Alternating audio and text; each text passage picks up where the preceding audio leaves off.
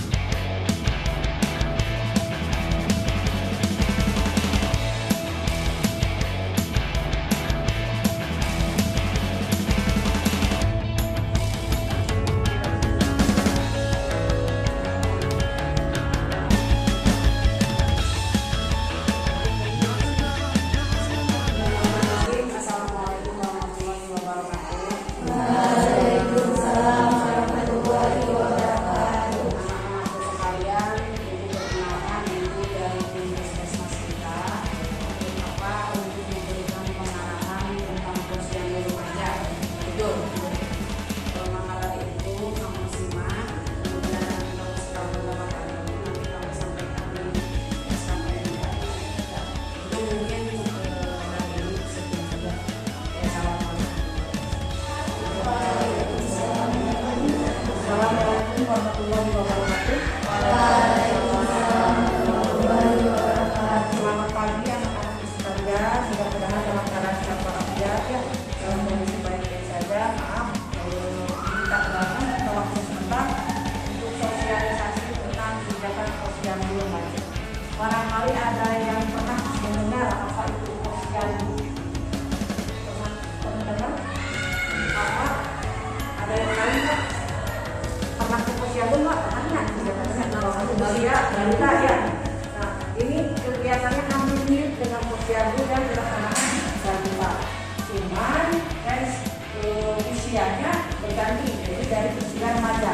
Ya, jadi anak-anak sekalian sama usianya sudah termasuk ke remaja. Jadi posyandu itu manfaatnya untuk apa? Untuk deteksi dini penyakit tidak menular, khusus program yang sekarang saya pegang. Tapi sebenarnya kegiatan itu bisa juga untuk kegiatan anak atau deteksi dini penyakit yang lain. Jadi tugas lainnya sekalian nantinya jelasin ke teman-temannya bahwa ada program baru di PNR namanya posyandu remaja. Ya, kegiatannya seperti apa? Sekarang kita akan mulai menjelaskan. Posyandu remaja yang tadi saya bilang tujuan utamanya karena kebetulan programnya yang megang ke saya itu program penyakit tidak menular. Jadi lebih memfokuskan untuk mendeteksi dini penyakit tidak menular. Yang dalam tren sekarang itu tekanan darah tinggi sama gula darah atau diabetes mellitus ya. Pernah dengar nggak? Ada yang keluarganya pernah misalkan ada yang pernah bilang nenek hipertensi. Ada yang tahu? Darah tinggi. Ayah. Gula kencing manis. Ya. Nah itu supaya tidak terjadi seperti nenek atau kakek atau siapapun di keluarga kita, makanya dari usia remaja sudah diadakan kegiatan yang namanya posyandu remaja. Ya. Jadi tujuannya tadi manfaatnya untuk apa? Untuk kesehatannya. Jadi dia bisa melakukan pencegahan. Terus kegiatan yang lainnya yaitu setiap bulan sebulan sekali dilaksanakan namanya posyandu remaja. Akan ada seperti suatu ruangan atau suatu tempat gitu ya. Di situ akan ada petugas atau yang dinamakan kader, 5 orang kader. Bisa lebih juga kalau masih baru boleh ya gitu.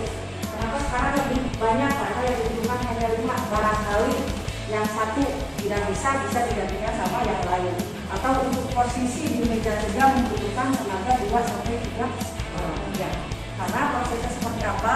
Pertama, teman-teman anak-anak semua diajak atau diajarkan untuk hadir di kegiatan tersebut dengan membawa identitas pribadi.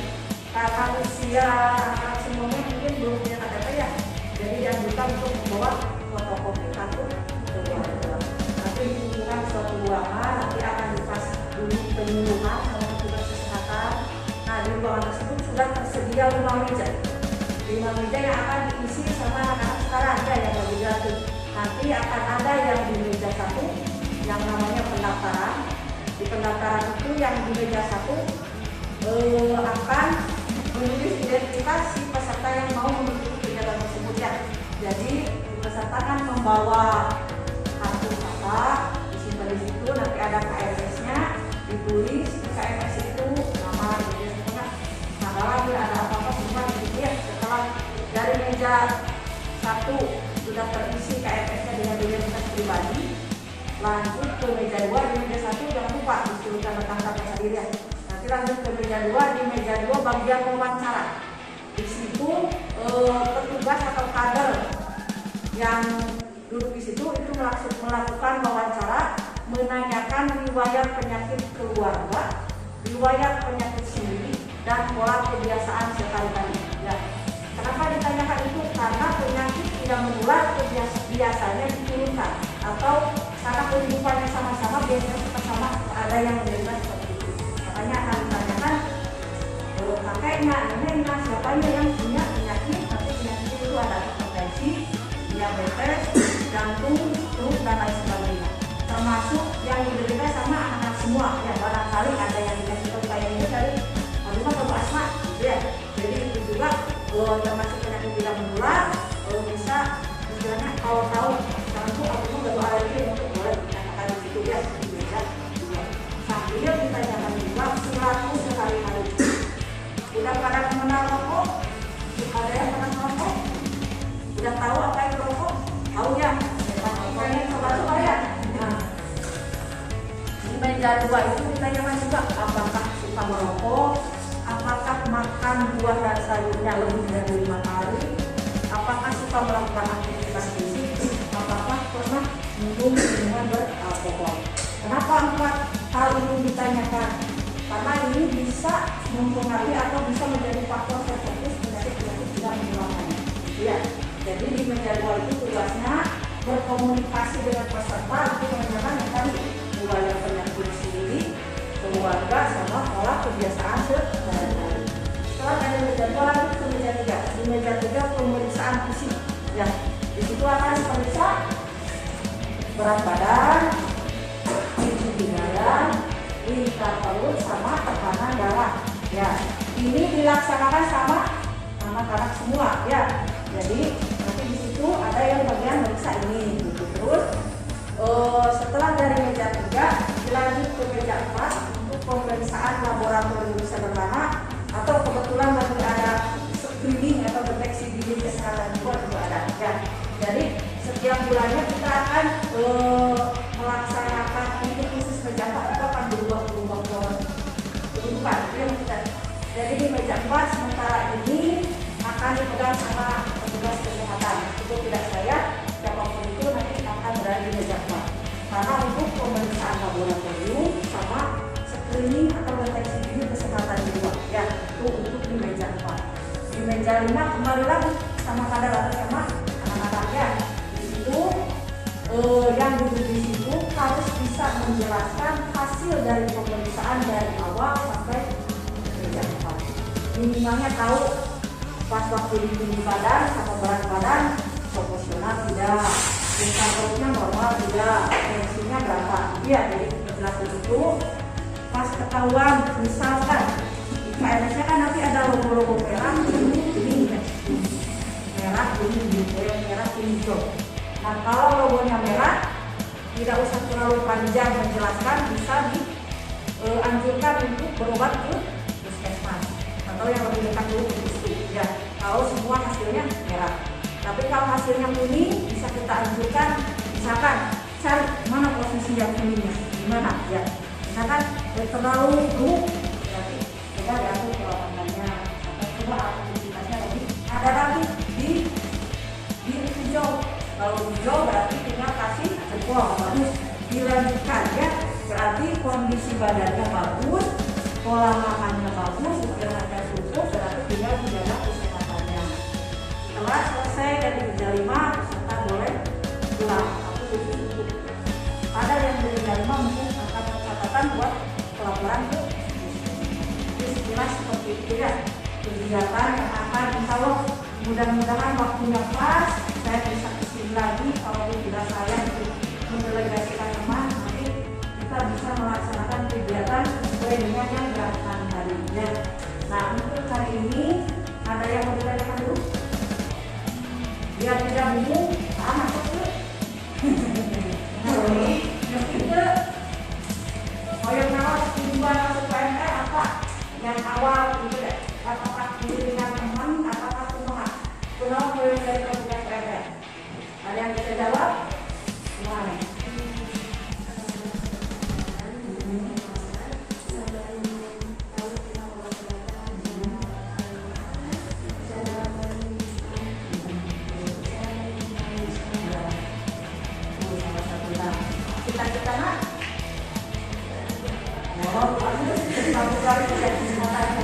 Maka yang lain ada yang mau ini menyampaikan masing-masing.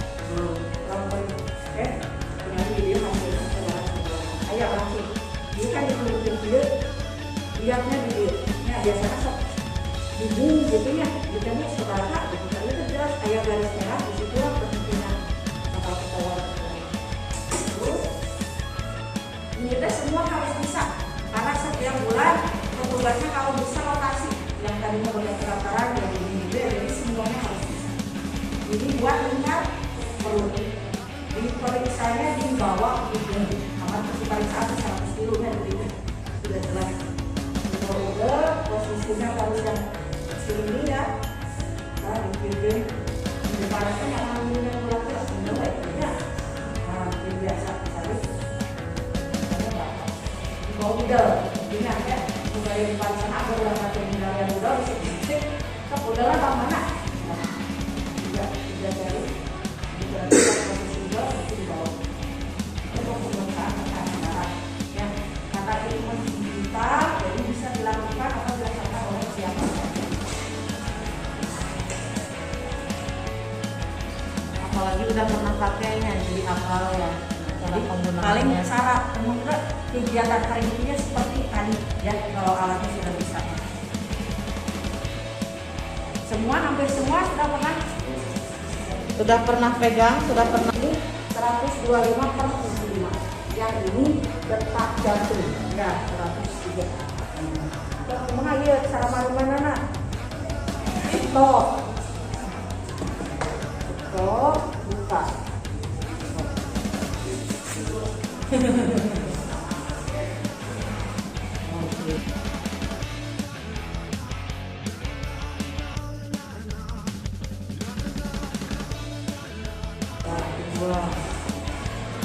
Karena ini tesnya buat dewasa ya atau usia 15 tahun ke atas. Sebenarnya kalau 15 tahun ke bawah ada tes khusus.